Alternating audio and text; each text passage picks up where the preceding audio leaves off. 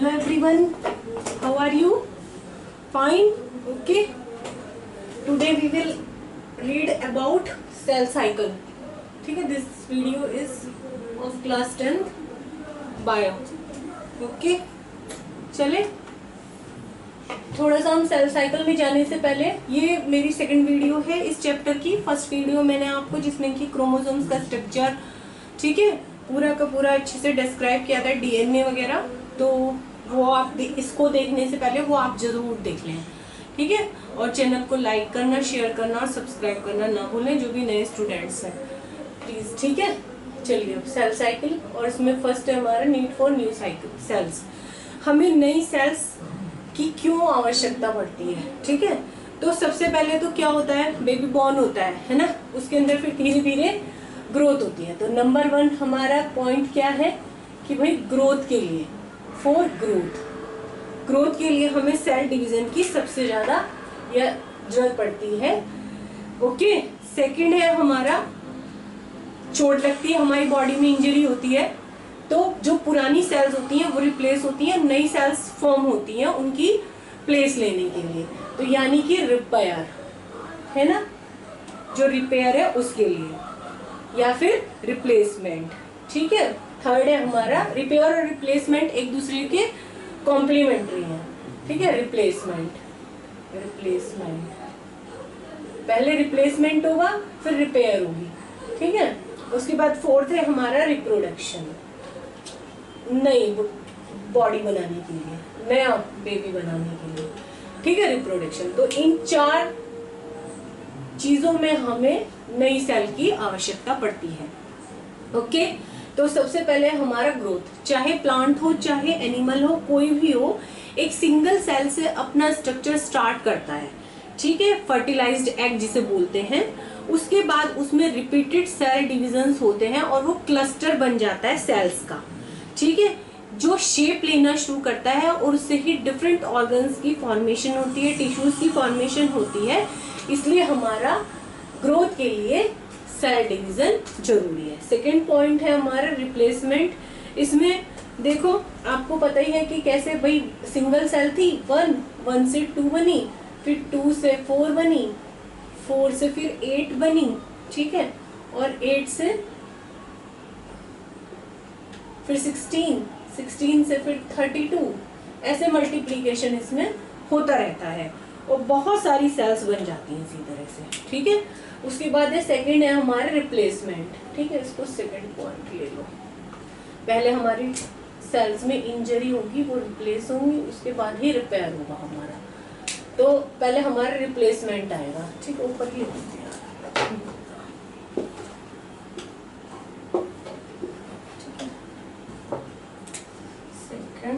Third replacement, okay, और repair, ठीक है। रिप्लेसमेंट जैसे कहीं पे भी हमें इंजरी हो गई, ओके, और वैसे उसमें सेल डिवीजन वियर और टीयर को मेंटेन करने के लिए होता है, यानी कि जो भी हमारे कटा फटा या फिर जो भी इंजरी होती है उसकी सेल्स रिप्लेस होती हैं और उसकी जगह न्यू सेल्स बनती हैं और उस वुंड को, इंजरी को रिपेयर करती हैं, ठीक करती हैं।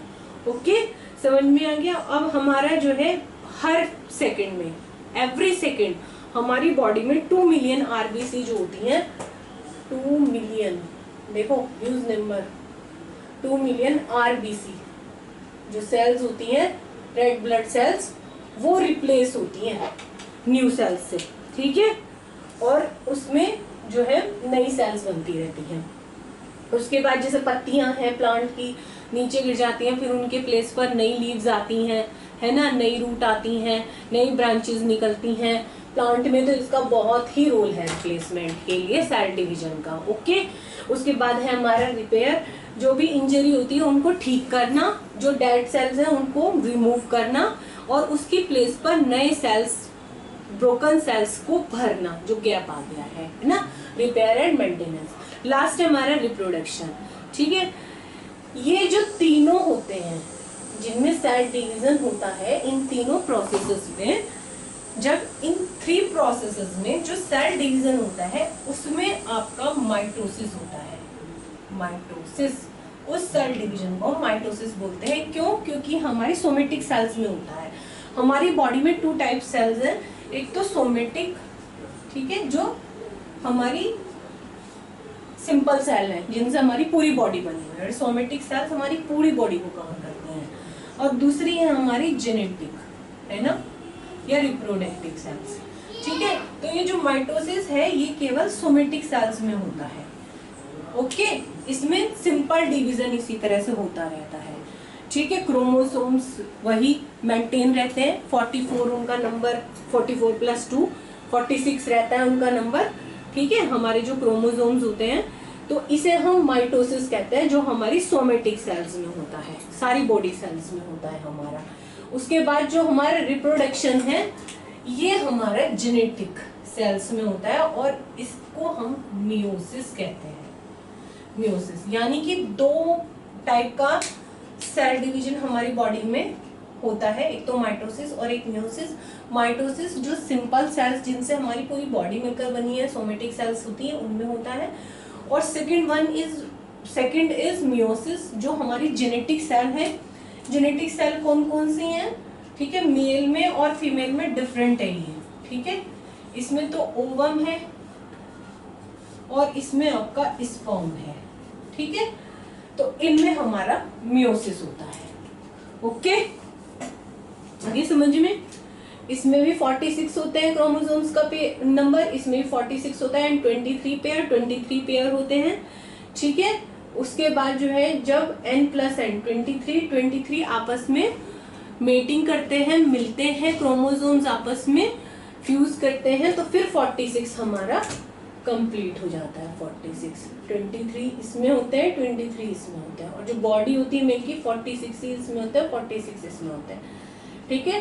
मियोसिस से फिर 23 रह जाते हैं, ओके। क्लियर है आपको अच्छे से? अब हम पढ़ेंगे सेल साइकिल, ठीक है। सेल साइकिल में क्या है? डिवाइड, ग्रो एंड रीडिवाइड, ठीक है। इसका जो थीम है वो क्या है? Divide, grow and redivide, okay. आपका डिवाइड, ग्रो एंड रीडिवाइड, ये है हमारा, ओके, क्लियर, ठीक है। समझ में आ रहा है आपको? इसमें क्या होता है? रीडिवाइड और उसमें, ठीक है, सॉरी, ठीक है, हो जाता है, इनको माइंड मत करना, ठीक है। वी आर ह्यूमन, तो इतना चलता है आपका, ठीक है। Sale cycle, okay. ये जो सेल होती है हमारी, इसको डिवीजन के लिए रेडी होने से पहले फुल्ली ग्रो होना चाहिए। फुल्ली ग्रो होना चाहिए। फुल्ली ग्रो होने से मतलब क्या है? यहाँ पर जो प्रोटीन है सेल के अंदर, कौन कौन सी प्रोटीन है? RNA and DNA, ribonucleic acid and deoxyribonucleic acid, ठीक है। ये दोनों की दोनों आपकी फुल्ली प्रिपेयर्ड होनी चाहिए। इनमें प्रोटीन पूरा होना चाहिए ताकि ये डिवीजन के लिए प्रिपेयर हो सके, ठीक है, और सेल साइकिल परफॉर्म कर सके, ठीक है, ओके। तो सेल साइकिल क्या है? What is cell cycle? The cell cycle is a series of events, ध्यान से सुनना, the cell cycle is a series of events that take place in a cell. मतलब एक सेल में, जो हमारी ये प्लांट सेल है चाहे एनिमल सेल है हमारी, इसके अंदर होने वाली बहुत सारे इवेंट्स जिससे डीएनए का डुप्लीकेशन होता है, डुप्लीकेशन, ठीक है, डीएनए डुप्लीकेशन टेक्स प्लेस, और फिर सब्सिक्वेंट डिवीजन हो जाता है 2 डॉटर सेल में। सब्सिक्वेंट डिवीजन हो जाता है 2 डॉटर सेल में, ओके। दोबारा से सुनो, मैंने क्या कहा? The cell cycle is a series of events that take place in a cell leading to the duplication of DNA, ठीक है, and the subsequent division of the cell, okay, to produce 2 daughter cells, उसके बाद है हमारा cell cycle के 2 phases होते हैं।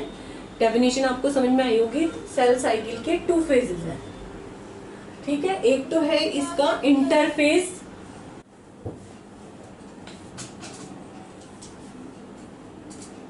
Okay students, cell cycle के 2 फेजेस है। फर्स्ट है आपका इंटरफेस, ये आपका नॉन डिवीजन फेज होता है, नॉन डिवाइडिंग फेज। इसमें यानी कि डिवीजन से रिलेटेड नॉन डिवाइडिंग फेज होता है, कोई प्रोसेस नहीं होती। और सेकंड फेज होता है आपका एम फेज। जितने भी डिवाइडिंग फेजेस होती हैं वो एम फेज में ही आती हैं आपकी, ठीक है। ये आपका डिवाइडिंग फेज है ये।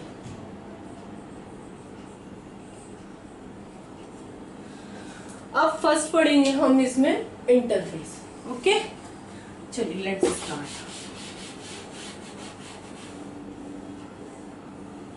तो सेल साइकिल का हमारा फर्स्ट फेज कौन सा है? इंटरफेस, ठीक है।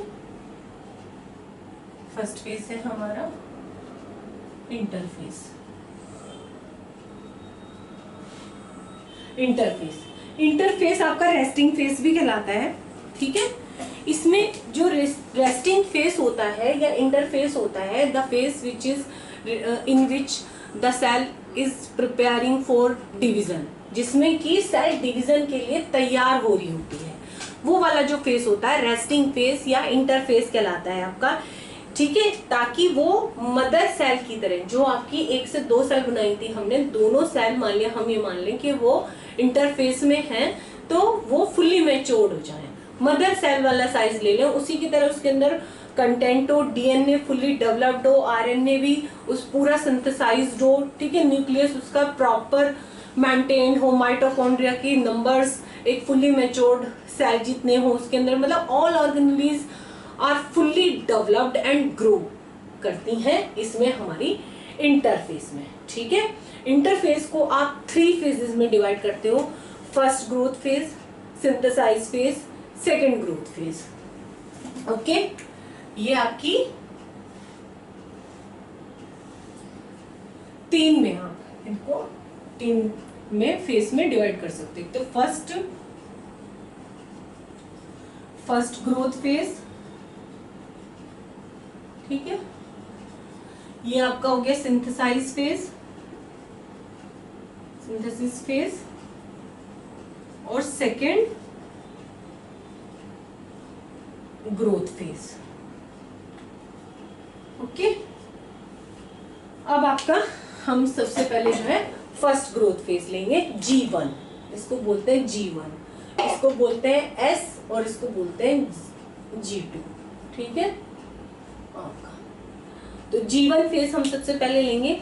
इसमें आरएनए और प्रोटीन सिंथेसिस इंक्रीज होती है, ठीक है। मेन इसमें वही है कि आरएनए और प्रोटीन सिंथेसिस होती है, साइटोप्लाज्म बढ़ जाता है, माइटोकॉन्ड्रिया का नंबर बढ़ जाता है, क्लोरोप्लास्ट जो प्लांट सेल में डिवाइड हुए हैं वो प्रॉपरली मेंटेन हो जाते हैं, अपने आप को ग्रो करते हैं वो, ठीक है। और डीएनए, दोनों सेल्स जो डॉटर सेल बनी है पैरेंटल सेल से या मदर सेल से, वो फुल्ली ग्रो हो जाता है उनमें डीएनए, ताकि वो नेक्स्ट सेल के रेप्लिकेशन के लिए अपने आप को, डुप्लीकेशन के लिए अपने आप को तैयार कर सके, ठीक है।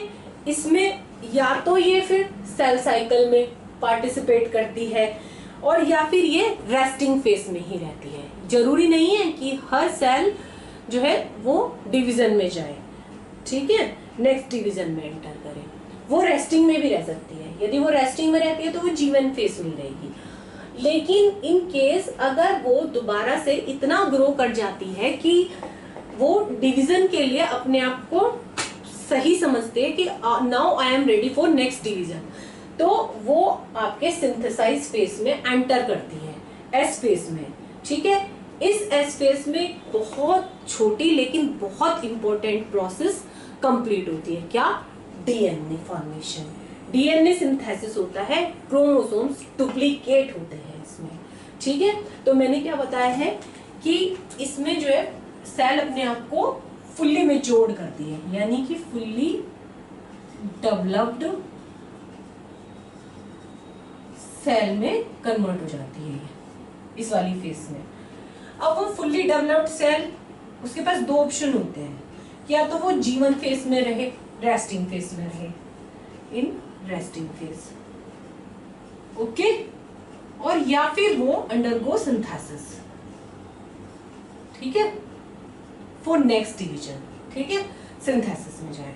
अब मान लिया जो सेल सिंथेसिस में जाती है, तो सिंथेसिस में क्या प्रोसेस, डीएनए सिंथेसाइज होता है स्पेशली। ये इसी तरह से लर्न करना है आपको, थ्योरी की तरह लर्न करोगे तो भूल जाओगे, ठीक है। बहुत इंपॉर्टेंट चैप्टर है, बहुत इंपॉर्टेंट, और एग्जाम में इसमें से काफी कुछ आता है आपके लिए।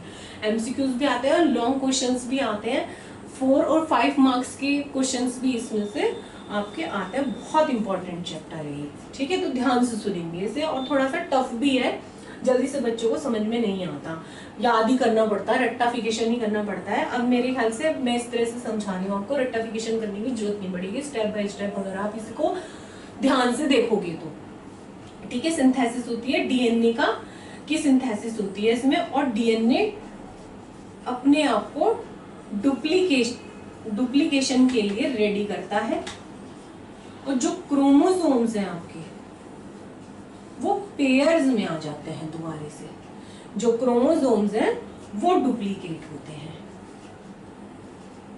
ओके। ये हमारा सिंथेसिस फेज है, सबसे छोटा बट सबसे इंपॉर्टेंट। उसके बाद है second growth phase, G2 phase आपका, ठीक है। G2 फेज में जो आपका यहाँ पे डीएनए डुप्लीकेशन हुआ है और क्रोमोसोम्स डुप्लीकेट हुए हैं, फिर वो दोबारा से अगर अपने आप को डिवीजन में जाने के लायक समझते हैं, तो वो यहाँ पर G2 फेज में एंटर करते हैं और अपने आप को फुल्ली मैच्योर करते हैं, अपने लिए बहुत सारा प्रोटीन सिंथेसिस करते हैं, ठीक है। और जो नई सेल्स है उसमें वो पूरा का पूरा एक्टिवली पार्टिसिपेट करते हैं, ओके। तो हम इन सबसे पहले क्या पढ़ेंगे, डीएनए सिंथेसिस या formation of the new DNA, है ना, ठीक है। तो हमारा जो है ये आपको समझ में आ रहा होगा अच्छे से, ठीक है, इतना रहने लगते हैं। तो देखो डीएनए का क्या है, मान लीजिए डीएनए है आपका, दिस इज डीएनए स्ट्रक्चर, ठीक है, डबल हेलिकल स्ट्रक्चर। इससे पहले वाली वीडियो में मैंने पढ़ाया था, यहाँ पे इसकी कोडिंग होती है इस तरह से, ठीक है, लैडर लाइक स्ट्रक्चर होता है, ठीक है। अब इसमें क्या होता है, ये स्ट्रैंड्स है इसके, ये यहाँ पर 2 स्ट्रैंड्स में ऐसे, ठीक है, इस तरह से ओके, ये यहाँ पर देखो आपने, ठीक है, इस तरह से ओपन होने शुरू कर, और फिर ये इस तरह से आपके सिंथेसिस होगी, ओके, इस तरह से स्टार्ट होगी कोडिंग, और ये आपके 2 न्यू डीएनए फॉर्म हो जाएंगे, और फिर ये इस तरह से सेपरेट हो जाएंगे, ठीक है, इस तरह से आपके सेपरेट हो जाएंगे। आप किसी तरह भी स्ट्रक्चर ड्रॉ कर सकते हो, ठीक है, ये डायग्राम आप किसी तरह से भी डीएनए का फॉर्म कर सकते हो, इस तरह से डबल भी बना सकते हो फिर से यहाँ पे, ठीक, इस तरह से ये, ठीक है, इस तरह से आप जो है इस तरह से डबल बना सकते हो। तो ये आपका ओल्ड स्ट्रैंड है, ये न्यू फॉर्मेशन हो रही है इनसे, ठीक है, ये भी ओल्ड स्ट्रैंड दिखाया मैंने, और फिर ये न्यू स्ट्रैंड्स हैं आपके। तो ये आपका replication, this process is known as replication. ये तो डायग्रामेटिक रिप्रेजेंटेशन, अब थोड़ा सा थ्योरी पढ़ लेते हैं। जैसे ही हमारी सेल एस फेज में एंटर करती है, तो डीएनए मॉलिक्यूल, या फिर इनडायरेक्टली हम कहें कौन, क्रोमोसोम्स, क्योंकि क्रोमोसोम्स पर जीन्स लगे होते हैं और जीन्स हमारे डीएनए से ही बने होते हैं, ये डुप्लीकेट करना शुरू करते हैं, ठीक है, डुप्लीकेशन होना, माइटोसिस में इनका डुप्लीकेशन होना शुरू हो जाता है। इनके जो हेलिक्स हैं वो ओपन हो जाते हैं, मैंने बताया था एक डायग्राम इसमें इस तरह से, है ना, ये था इस तरह से, तो इसका ये वाला ये इस तरह से ओपन होना शुरू हो जाता है। ओपन होने के बाद फिर प्रोटीन सिंथेसिस करते हैं ये, और अपना यहीं पर न्यू स्ट्रैंड इसके साथ बना लेते हैं, फिर यहाँ से ब्रेक करते हैं, और ये आपके 2 नए डीएनए बन जाते हैं। This entire process is very complicated process, और आप इन्हें 11th-12th में और डिटेल में पढ़ेंगे, अभी आपके सिलेबस में इतना ही है, and this is more than sufficient for you, okay okay guys, तो अब हम ये जो सेल साइकिल है, क्या हम ये कह सकते हैं एंडलेसली होती है? ये एंडलेसली होती है? नहीं, ये परमानेंटली रुक भी सकती है, ठीक है। कुछ कहीं पर जैसे 18 इयर्स के बाद ऑलमोस्ट जो ग्रोथ है आपकी रुक जाती है, फिर तो खाली जो इंजरी होती है, वियर एंड टीयर होते हैं टिश्यूज जो आपके, उन्हीं को फिल करने के रिप्लेसमेंट एंड थर्ड प्रोसेस क्या थी, रिपेयर, वही काम करता है, उसी में फिर ये यूज होते हैं, ठीक है। क्लियर है आपके? या फिर जैसे जो आपकी एम्ब्रियो है, एम्ब्रियो में जो ब्रेन सेल और नर्व सेल्स बन गई हैं, ठीक है, वो दोबारा डिवाइड नहीं करती है। अगर वो इन केस किसी तरह से डेड हो गई हैं तो वो फिर रिप्लेस नहीं होंगी, उनका कोई रिप्लेसमेंट नहीं है। इसलिए कहते हैं कि 5 इयर्स तक जो छोटे बच्चे होते हैं उनका जो ब्रेन होता है बहुत ज़्यादा नाजुक होता है। क्यों? क्योंकि वो सेल्स, उनकी न्यूरॉन्स या नर्व सेल्स जो हैं वो डेवलप हो रही होती हैं, है ना। और अगर उसमें उनके कुछ इंजरी हो जाती है तो फिर कुछ नहीं हो सकता, है ना। तो ये जो टेम्परेरी भी होती हैं और कहीं जहां पर जरूरत होती है वहां पर ये फिर दोबारा से डिवीजन स्टार्ट कर देती हैं। उसके बाद जैसे लीवर सेल है ना, लीवर सेल तो हमारी हर 2 साल में रिप्लेस होती हैं।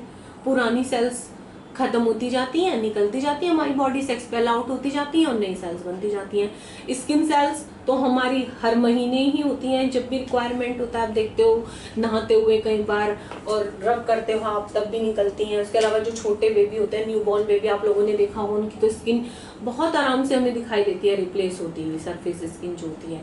इसके अलावा जो हमारे प्लांट्स हैं उनमें ग्रोइंग टिश्यूज हैं, जो ग्रोइंग पॉइंट्स हैं आपके, मेरिस्टेम्स हैं, वो रैपिडली ग्रो करते हैं, रिप्रोड्यूस करते हैं न्यू सेल्स को, न्यू लीव्स को, न्यू बर्ड्स को, फ्लावर्स को, फ्रूट्स को, है ना।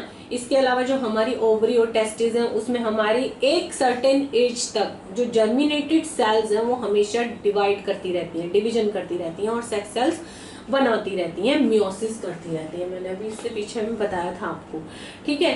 कुछ हमारी देखो, हमारी बॉडी में कई बार ऐसा होता है कि जो हमारी सेल डिवीजन है, अनवांटेड जो सेल डिवीजन है वो नॉन स्टॉप हो जाता है, ठीक है, वो रुकता नहीं है, हम चाहे कितना भी चाहें। तो वही हमारा कैंसर कोज करता है, ठीक है, वही हमारी कैंसरस सेल्स होती हैं, ट्यूमर वगैरह उसी में होता है, ठीक है। इसके अलावा सेल प्रोडक्शन और सेल डेथ होती है हमारी बॉडी में। जैसे चिल्ड्रन है उनमें नई सेल्स बनती रहती हैं उनकी, आप लोगों जैसे आप में ग्रोइंग वो चल रहा है आपका पीरियड, तो आप में ग्रोथ हो रही है, ठीक है। जैसे हम हैं एडल्ट हैं तो हमारा जो सेल प्रोडक्शन है सॉरी, वो मैंने बताया आपको कि कांस्टेंट ही है। अब अगर कहीं पर इंजरी हो जाती है तो वहीं पर हीलिंग के लिए सेल डिवीजन होता है हमारा, ठीक है, और नई सेल्स बनती है, पुरानी को रिप्लेस करती रहती है। चले अब हम सेल डिवीजन डिटेल में पढ़ेंगे। मैंने अभी पीछे बताया था सेल डिवीजन हमारा 2 टाइप्स का है, माइटोसिस और मियोसिस। जो हमारा सिम्बियोटिक सेल्स में होता है, बॉडी सेल्स में होता है, वो हमारा माइटोसिस होता है। जो हमारा जेनेटिक सेल्स में, सेक्स सेल्स में होता है, वो हमारा मियोसिस होता है, ठीक है। अच्छे से समझ में आ गया आपको? कोई भी क्वेरी हो या कुछ भी आपको अगर मेरे से पूछना हो तो कमेंट बॉक्स में आप कमेंट करके पूछ सकते हैं। तो सबसे पहले हम क्या लेंगे, माइटोसिस लेंगे, माइटोसिस, ओके। माइटोसिस जो होता है, माइटोस का मतलब ये 2 शब्दों इसमें जो है, माइटोस मेन वर्ड है, इसका मतलब है थ्रेड, धागा, थ्रेड, ठीक है। थ्रेड कौन है हमारी बॉडी में, हमारी सेल में थ्रेड लाइक स्ट्रक्चर कौन है, क्रोमोसोम। एक को क्या बोलते हैं, ओके। तो माइटोसिस जो है वो माइटोस वर्ड से बना है, जिसे हम थ्रेड कहते हैं। थ्रेड कौन होता है हमारी बॉडी में, क्रोमोसोम्स, और एक को हम क्या बोलते हैं, क्रोमेटिन थ्रेड, ठीक है। तो इसमें एक जो हमारी पेरेंट सेल है, ये हमारी पेरेंट सेल है, ये आपकी 2 डॉटर सेल में, ठीक है, डॉटर सेल्स में कन्वर्ट हो जाती है। तो यानी कि जो क्रोमोसोम्स हैं इसमें, उनका मेंटेन होगा नंबर, इसमें भी है ना, सोमेटिक सेल्स में हो रही है क्योंकि, तो हमारा तो 46 है, तो यहाँ भी 46 होना चाहिए, यहाँ पे भी 46 होना चाहिए। दैट मीन्स कि जो क्रोमोसोम्स हैं वो आपके इस तरह से हैं, तो तो एक यहाँ चला जाए, एक यहाँ चला जाए, ऐसे डिवाइड होके। ठीक है, तो जो नॉर्मल क्रोमोसोम्स का नंबर है वो इस सेल डिवीजन में मेंटेन रहता है। इसके 2 फेसेस हैं। माइटोसिस 2 फेसेस में होता है, 2 स्टेप्स में कंप्लीट होता है। एक तो कैरियोकाइनेसिस और एक हमारा साइटोकाइनेसिस। ठीक है, ये हमारा 2 पार्ट्स में होता है। एक तो कैरियोकाइनेसिस, ओके, और सेकेंड वन है साइटोकाइनेसिस। कैरियो का मतलब है न्यूक्लियस, यानी कि सबसे पहले न्यूक्लियस का डिवीजन होगा। और साइटोकाइनेसिस का मतलब है डिवीजन ऑफ साइटोप्लाज्म, यानी कि फिर हमारे साइटोप्लाज्म का डिवीजन होगा। ठीक है, एक सेल के न्यूक्लियस का पहले कन्वर्जन होगा, डिवीजन होगा 2 न्यूक्लियस में विद इन 1 सेल। उसके बाद बीच में से यहाँ पर ब्रेकिंग होगी साइटोप्लाज्म की, और फिर ये 2 डॉटर सेल में कन्वर्ट हो जाएंगे और क्रोमोसोम्स आपके इसमें मेंटेन रहेंगे। ठीक है, तो जो कैरियोकाइनेसिस है इसमें हमारे 4 फेसेस हैं, 4 फेसेस। कैरियोकाइनेसिस में जो है हमारे 4 फेसेस हैं। कौन कौन से हैं 4 फेसेस हमारे? 4 फेसेस कौन कौन से हैं? सबसे पहला है prophase, second is metaphase, third is anaphase and fourth is telophase. ठीक है, 4 फेसेस में कैरियोकाइनेसिस कंप्लीट होती है। तो चाहे एनिमल्स हो चाहे प्लांट्स हो, सोमेटिक सेल्स में पूरी बॉडी में, किसको छोड़कर? सेक्स सेल्स को छोड़कर। ठीक है, जेनेटिक जो हमारी जर्मिनेटिंग सेल्स है, रिप्रोडक्टिव सेल्स हैं, उनको छोड़कर। ठीक है, तो ये पूरी बॉडी में ऐसे ही होता है। तो सबसे पहले हमारा है प्रोफेज। तो आइए प्रोफेज लेते हैं। ठीक है,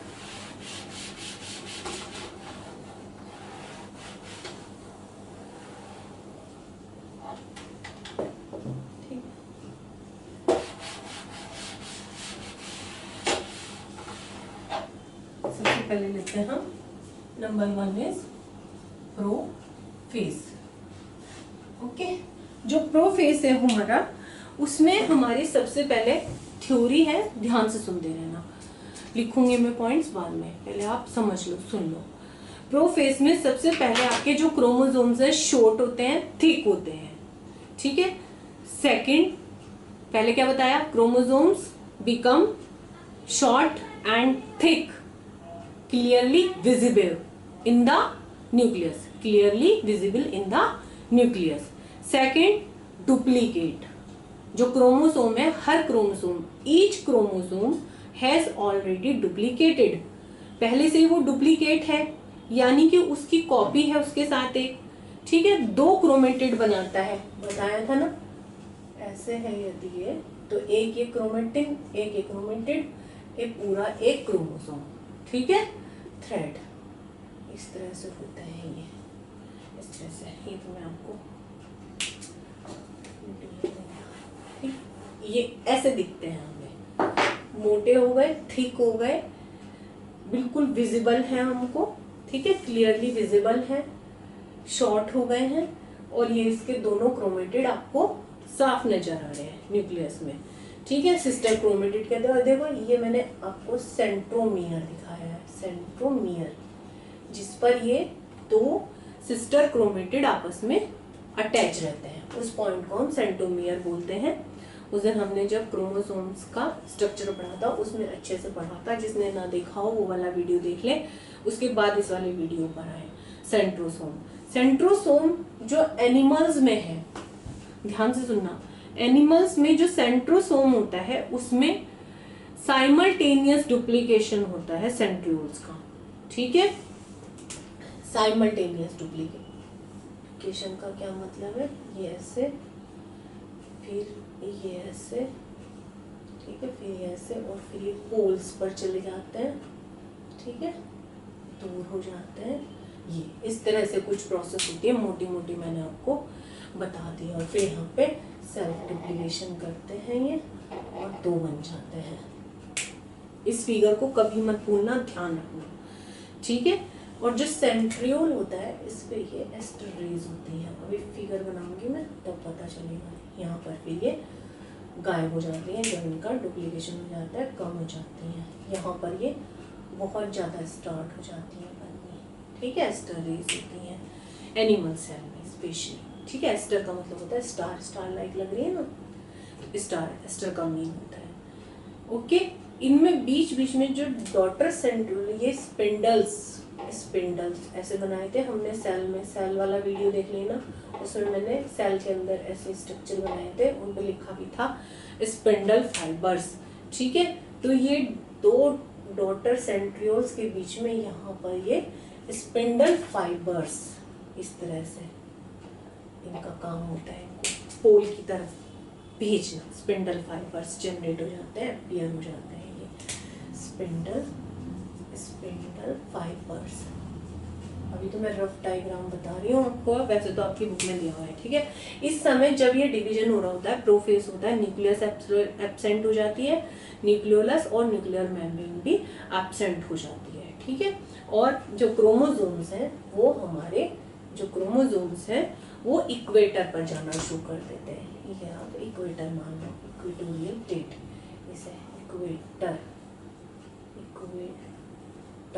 ओके। देखो कितना छोटा सा और कितना इजी डायग्राम से मैंने आपको समझाया है, ठीक है। अच्छे से समझ में आ गया वो। और जहाँ पर ये जाते हैं, ये सेल है तो ये इसके पोल्स होते हैं, पोल्स, ठीक है। यहीं पर बना दो तो ये आपके ये पोल्स हो जाएंगे, पोल्स, एक ये वाला पोल और एक ये वाला पोल, इस तरह से आ जाते हैं। पोल्स का मतलब जो है extremes of an axis, and equator means the middle plane, okay, dividing the cell into two similar half. ये देख रहे हो, ये वाला इक्वेटर, ये लाइन जो मैंने ड्रॉ की है, यहाँ पे हल्की दिखाई है, यहाँ पे बिल्कुल शार्प दिखाई है आपको, इस तरह से ये आपका, ठीक है। आगे अब हमारे सेकेंड फेज आता है मेटाफेज।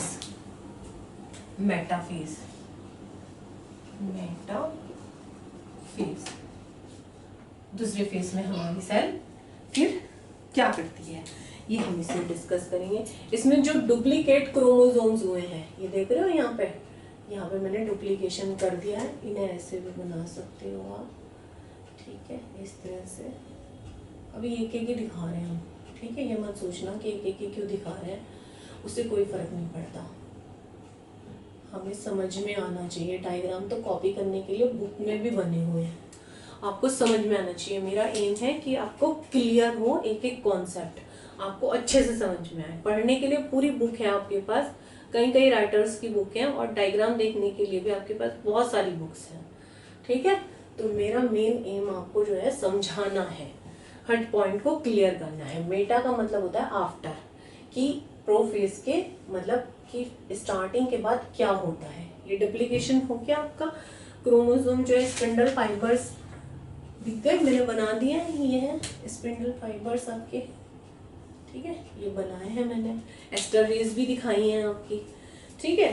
तो इसमें जो है वो इक्वेटर पर, जो ये इक्वेटर पर लाइन अप हुए ना हमारे, यहीं से ये मेटाफेज हमारी, प्रोफेज खत्म होते ही जैसे ही न्यूक्लियोलस यहाँ से, और न्यूक्लियर मेम्ब्रेन मैंने इसीलिए गायब कर दिया, देखो सेल बना रही हूँ बस, ठीक है, सब। तो ये हमारी फिर मेटाफेज में एंटर कर जाती है हमारी ये सेल, ठीक है। ये हमारी मेटाफेज में एंटर, मेटाफेज छोटा सा फेज होता है, सी से रिप्रेजेंट करते हैं इसको, सी से, ठीक है, कैपिटल सी से रिप्रेजेंट करते हैं। और ये हमारा प्रोफेज ए एंड बी दो होते हैं इसमें, ये वाला और ये वाला। जैसे इक्वेटर पर लगते हैं हमारे क्रोमोसोम्स, ठीक है, इक्वेटोरियल प्लेन जो है यहाँ पर फॉर्म होता है, तो मेटाफेज स्टार्ट हो जाता है, स्पिंडल अटैच हो जाते हैं। देखो ये रहे स्पिंडल ना, ये मैंने दिखाया है आपको, इक्वेटर यहाँ पे भी बना देते हैं, ठीक है, यहाँ पे भी बना देते हैं। ये स्पिंडल फाइबर्स इसमें आपके जो है स्पिंडल सेंट्रोमियर पे आपके आ जाते हैं, और ये इक्वेटर पर लग जाते हैं, आपके इक्वेटर पर लग जाते हैं, ठीक है। उसके बाद आता है हमारे जो छोटा फेज होता है, थर्ड आता है हमारा एनाफेज। जो फेज जितना छोटा है ना, ये समझो कि वो उतना ही इम्पोर्टेंट है हमारी लाइफ में, ठीक है, उसमें उतना ही बड़ा काम होता है क्योंकि एक ही प्रोसेस में बहुत समय लगता है। ओके, क्योंकि वो प्रोसेस अपने आप में बहुत इंपॉर्टेंट होती है। एनाफेज, इसमें 2 फेज आते हैं हमारे, डी और ई, डी एंड ई। ठीक है, तो ये जो 2 आपके क्रोमेटिड थे जो सेपरेट हुए हैं, डिवाइड हुए हैं, स्प्लिट हुए हैं, तो ये आपकी मैंने एनाफेज बनाई है। ये प्रोफेज हो गई, ये मेटाफेज हो गई, ये आपकी एनाफेज हो गई। मैं पहले ही सारा बता चुकी हूँ आपको, बस अब सेकंड हम जो है रिवाइज कर रहे हैं। ठीक है, डी इसमें जो है दोनों जो सिस्टर क्रोमेटिड हैं वो सेपरेट हो रही है। देखो ये इससे अलग हो गई, अलग हो रही है, दिख रही है आपको अलग होते हुए। यहाँ पे तो मैंने आपको डुप्लीकेशन ही दिखा दिया है, तो ये वाला फेज समझो आप, है ना। यहाँ पे इक्वेटोरियल प्लेट अपीयर हुई, यहाँ पे न्यूक्लियोलस और न्यूक्लियर मेम्ब्रेन गायब हुई, थिक हुए, दोनों सिस्टर क्रोमेटिड आपको अलग से दिखाई दिए, इक्वेटर फॉर्मेशन स्टार्ट हुई, यहाँ पे बिल्कुल इक्वेटर अपीयर हो गया, एस्टर रेज दिखाई दी आपको, माइक्रो ये जो स्पिंडल फाइबर्स थे इनसे ये आपस में जो है ऐसे होना शुरू हो जाते हैं। ठीक है, यहाँ पे ये स्टार्ट हो जाता है बनना। ठीक है, सेंट्रोमियर पर। ओके, तो हमारा जो है ये फिर ये वाली फेज आती है जहां पर ये दोनों सिस्टर क्रोमेटिड आपस में बिल्कुल एक दूसरे से अलग हो जाते हैं, अपोजिट पोल पर जाने लगते हैं, अपोजिट पोल पर जाने लगते हैं, पुल होने लगते हैं, और इनमें स्प्लिटेशन, फरो, ऐसे फरो, ये ऐसे थे तो ये ऐसे स्टार्ट हो जाता है। देखो ऐसे होते हैं, मोटे होते हैं, थिक होते हैं, यहाँ पर ये इक्वेटोरियल आप प्लेट मानो बीच वाली को। ठीक है, ऐसे ऐसे मूव करना शुरू करते हैं, जाते हैं, और फिर ये अपने आप को डुप्लीकेट करता है, ये अपने आप को डुप्लीकेट करते हैं क्रोमोसोम्स।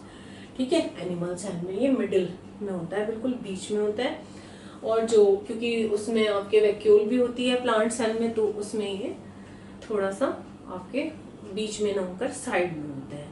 ठीक है, लेट एनाफेज इसे बोलते हैं हम, लेट एनाफेज जो ई वाला है हमारा, ए बी। ठीक है, फिर ये सी, डी, ई। ठीक है, मैं बता रही हूँ, देखो ए बी सी डी, और ये ई में आ गया हमारा, और ये लास्ट है आपका टीलोफेज एफ, है ना, एफ। यहाँ पर तो आपका जो है ये मैंने अभी बताया आपका, ये कैरियोकाइनेसिस पे स्टार्ट हो जाता है एफ में, सॉरी साइटोकाइनेसिस पे स्टार्ट हो जाता है आपका। तो लास्ट है हमारा एफ वाला फेज, टीलोफेज। ठीक है, एनाफेज लेट वाला भी बता दिया मैंने आपको। टीलोफेज में जो है दोनों डॉटर जो क्रोमोसोम्स है, क्रोमेटिड दोनों सेट्स जो है क्रोमोसोम्स के, वो बिल्कुल अपोजिट पोल पर चले जाते हैं। स्पिंडल फाइबर्स यहाँ पे आके ये डिसअपीयर हो जाते हैं। ठीक है, थोड़ा सा हम इसी को वो कर देंगे, ये देखो ये सब गायब हो गए, ये अलग बन गए, फिर ये साइटोप्लाज्म का डिवीजन स्टार्ट हो गया, एक से 2 सेल आपकी इस तरह से बन जाती हैं। ठीक है, इसमें फिर न्यूक्लियोलस और न्यूक्लियर मेम्ब्रेन अपीयर हो जाती है, आपकी साइटोकाइनेसिस कंप्लीट हो जाता है। ठीक है, एनाफेज और टीलोफेज जो है वो थोड़ी सी आपकी प्लांट सेल में डिफरेंट होती है। ठीक है, थोड़ी सी वो डिफरेंट होती है प्लांट सेल में। आपके जो सेल प्लेट है आपकी, ये वाली जो सेल प्लेट है ये बन रही है आपकी, ये साइटोप्लाज्म में इक्वेटोरियल प्लेन का काम करती है, इक्वेटोरियल प्लेन। ठीक है, सेल प्लेट बोलते हैं जिसे, और ये आपकी दोनों सेल डॉटर सेल यहाँ पर पेरिफेरी बन जाती है पूरी। ठीक है, वही सबसे बाहर वाली लेयर जो होती है आपकी सेल वॉल, वो बन जाती है सेल मेम्ब्रेन के बाहर। तो ये 2 डॉटर सेल्स होती है। ठीक है, आगे समझे। तो अब देखो एनिमल और प्लांट सेल में जो आपका ये एंड होता है सेल साइकिल का, जो एंड फेज है वो कौन सी फेज होती है, एफ फेज, टीलोफेज, फोर्थ वाली टीलोफेज एंड फेज कहलाती है, और स्टार्टिंग फेज होती है प्रोफेज। ठीक है, ये आपकी एफ से डिनोट करते हैं, लास्ट वाली होती है। ओके, मैंने सब मेंशन भी किए हैं आपको, ये दोनों एफ में ही आएंगी, एफ। ठीक है, मतलब देखो दोनों में डिफरेंस क्या है, जो एनिमल सेल है उसमें ये एस्टर्स बन रहे हैं, एस्टरेज, है ना, प्लांट सेल में नहीं बनते।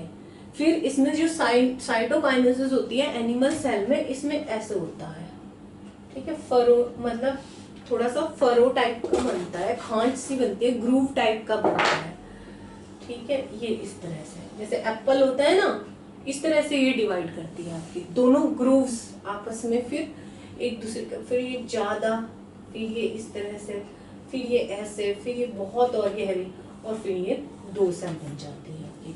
तो ये डिफरेंस होता है। ये तो मैंने आपका प्लांट सेल बनाया है, ये एनिमल सेल है, ठीक है। और इसमें सेल प्लेट बनती है, मैंने आपको बता दिया, इक्वेटोरियल प्लेट बनती है, इसमें ग्रूव्स बनते हैं, ये फरो बोलते हैं, FURROW, फरो, फरोइंग, जो साइटोप्लाज्म है उसका फरोइंग होता है। By furrowing of cytoplasm cytokinesis takes place in animal cells, ठीक है। ये आपकी मोस्टली टिश्यूज में होती है, एनिमल सेल जो होती हैं वो मोस्टली टिश्यूज में होती हैं। ये केवल ग्रोइंग टिप पर होती हैं, आपके ग्रोइंग जोन में होती हैं, आपकी ग्रोइंग रीजन में होती हैं, ठीक है।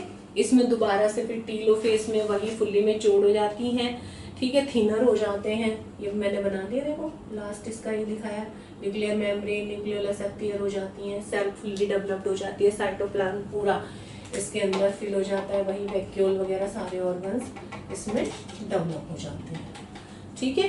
क्लियर आपको अच्छे से। उसके बाद देखो आपका माइटोसिस का जो सिग्निफिकेंस है, ग्रोथ के लिए, रिपेयर के लिए, रिप्लेसमेंट के लिए, एसेक्सुअल रिप्रोडक्शन के लिए, और क्रोमोसोम्स का नंबर सेल्स में मेंटेन रखने के लिए 46 है, तो 46 ही रहे, उसके लिए ये हमारे माइटोसिस के सिग्निफिकेंस है, ठीक है। थोड़ा सा आपके उसमें दे रखा है एक पेरेंट सेल और एक डॉटर सेल में, तो ये टर्म बिल्कुल एक दूसरे से एक्चुअली में इनएप्रोप्रिएट होती हैं। जो पेरेंट सेल है वो अपनी आइडेंटिटी खो देती है और फिर वो टू डॉटर सेल में कन्वर्ट होती है, ठीक है। और टू डॉटर सेल का मतलब यहाँ ये नहीं है कि फेमिनाइन है, फीमेल है, जी नहीं। डॉटर का मतलब है कि एक जो पेरेंटल या मदर सेल से, मतलब कोई भी, वो फीमेल के लिए भी मेल के लिए भी सेम है, उसमें भी डॉटर सेल बोलेंगे, उसमें भी हम डॉटर सेल बोलेंगे। तो इसे आप जो उससे मत करना, ठीक है। ये इसका कन्वेंशन है, डॉटर सेल ही बोलते हैं इनको, बड़ी हायर क्लासेस में भी इनका मतलब नेमिंग दे रखा है। जो न्यू सेल्स फॉर्म हो रही हो, this are known as daughter cells. अच्छा, मियोसिस आपके सिलेबस में बहुत ज्यादा नहीं है, थोड़ा सा ही दे रखा है, ठीक है। ये स्पर्म्स और टेस्टिस में होता है, ओवा और टेस्टिस और ओवरी में होता है, स्पर्म और ओवा बनते हैं इससे। और जो प्लांट्स हैं हमारे, उनमें एंथर में और ओवरी में होता है। एंथर्स में आपके पोलन ग्रेन्स बनते हैं और ओवरी में आपके ओव्यूल्स बनते हैं।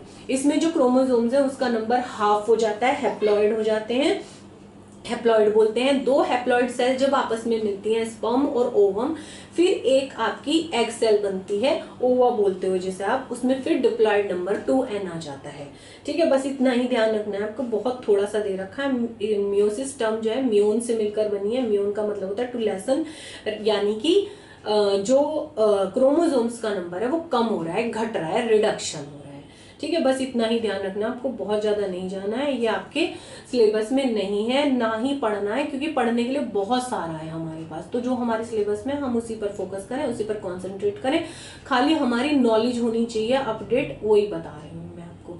मियोसिस का जो सिग्निफिकेंस है वो इंपॉर्टेंट है, वो जरूर आपको पढ़ना है। उसमें क्या होता है, क्रोमोसोम्स का नंबर हाफ होता है, फर्टिलाइजेशन के लिए जरूरी है, ठीक है। फिर आफ्टर फर्टिलाइजेशन जब स्पर्म और ओवम का मेटिंग होता है, या फिर पोलन ग्रेन का जो न्यूक्लियस है वो ओवरी में जो ओवा सेल है उसके न्यूक्लियस से मीटिंग करता है, तो 2n क्रोमोसोम्स वापस रीस्टोर हो जाते हैं। इसमें मिक्सिंग ऑफ जीन्स होता है, जीन्स का जो है मिक्सिंग होता है, जो मैटरनल और पैरेंटल क्रोमोसोम्स है वो मिक्स होते हैं। इसलिए बच्चों के जो कैरेक्टरिस्टिक फीचर्स हैं, कुछ दादा के घर पर और कुछ नाना के घर पर जाते हैं, कुछ पापा से मिलते हैं, कुछ मम्मा से मिलते हैं, कुछ मौसी से, कुछ मामा से, कुछ बुआ से, कुछ चाचा से, तो यही वजह है, ठीक है। इसमें मैं आपको एक डायग्राम से समझा रही हूँ, ठीक है। वो चार्मा वाला डायग्राम है, वो थोड़ा सा इम्पोर्टेंट है आपका, डुप्लीकेशन उसमें, होमोलोगस क्रोमोसोम्स में। देखो जैसे ये वाला है हमारा, ठीक है, ये एक है हमारा, ये मान लिया पापा से आया, मेल से आया हमारे ये, ठीक है, क्रॉसिंग ओवर बता रही हूँ। और ये आपका फीमेल से आया, ठीक है, इस तरह से होता है ये, ठीक है। तरह से। तो यहाँ पे जिस जिस पॉइंट पे ये आपस में यहाँ पे ये देख रहे हो, ठीक है, ये आपका जो है यहाँ पर एक्सचेंज हो रहा है, एक्सचेंज। तो एक्सचेंज होने के बाद ये वाला पार्ट इसमें आ जाता है और ये वाला इसमें आ जाता है। तो इसलिए आपके जो कैरेक्टरिस्टिक फीचर्स हैं वो थोड़े से मैटरनल उस पे जाते हैं, और मतलब माँ मम्मा के उस पे चले जाते हैं, और थोड़े से आपके फैटर्नल फादर के फैमिली पर चले जाते हैं। तो यहाँ पर ये थोड़ा सा आपका ये आ जाता है इस तरह से, ठीक है। और इसी तरह दूसरे वाले में आपके आ रहा है आपको समझ में, ठीक है। यहाँ पर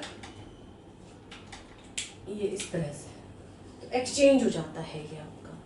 तो क्रोमेटेड एक्सचेंजिंग, ये crossing over, this process is known as crossing over. बस इसमें इतना ही ध्यान रखना है, ठीक है, कि while the maternal and parental, paternal, ये मैटरनल है, पैटर्नल है, कोई सा भी मान लो, are separating the chromatid material very often gets mixing to each other and get exchange between the two member of homologous pair. This is known as crossing over. ये crossing over है, chiasma है, इस point को हम चियाज़्मा बोलते हैं, ठीक है, आ रहा है समझ में। और फिर ये इस तरह से एक्सचेंज हो जाते हैं जो कैरेक्टरिस्टिक फीचर्स हैं, जेनेटिक रिकॉम्बिनेशन होता है। कई बार हमारे अच्छे ट्रेड्स हो जाते हैं इसमें मिक्स और आ जाते हैं, और कई बार हमारे कुछ मम्मी पापा के थोड़े से जो नहीं अच्छे मानते एक दूसरे को, तो वो भी आ जाते हैं, ठीक है। जैसे कभी किसी बच्चे के बाल अपनी मम्मा पे हैं, किसी का जो फेस की स्ट्रक्चर है वो मम्मा पे है, पापा पे है, ठीक, इस तरह। तो माइटोसिस और मियोसिस में डिफरेंस ये आप जो है अपने आप कर लेना, इजी हैगा, ये मैं नहीं करा रही हूँ, पीछे से बिल्कुल वही थ्योरी पढ़नी है और कुछ नहीं है, याद ही करना है आपको। तो आज के वीडियो में बस इतना ही, फिर नेक्स्ट वीडियो में नेक्स्ट चैप्टर और नेक्स्ट टॉपिक के साथ हम फिर मिलेंगे। Okay, bye.